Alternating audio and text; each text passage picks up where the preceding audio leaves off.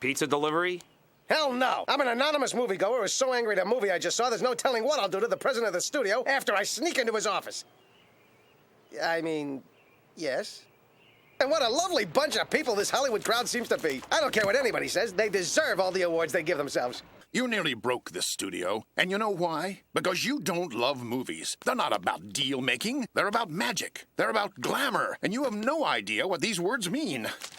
Might I add, though no one here has ever heard of you, your deal is the biggest any of us have ever seen, and therefore there's no one whose work we respect more.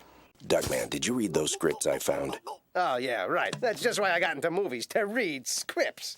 But these are smart, provocative screenplays. If you just read... Yawning! Come on, Corny. Scripts are words, and words are dead. If reading words was important, we'd still be teaching kids how to do it in school.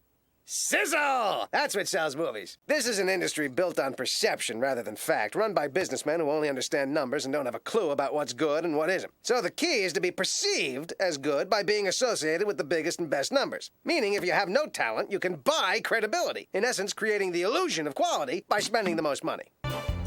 It's a glamorous, star-studded premiere for the opening of Planet Sycophant in Hollywood. We're high atop the abandoned, long-forgotten public library to give you the best view of the stars.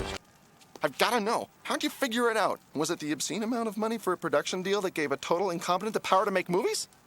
No, they do that all the time. But you're at a Hollywood opening without having your name on the guest list, and in this town, that's a jailable offense. Say, an indie deal run from prison has a certain novelty value? Make my assistant your one phone call. We'll talk.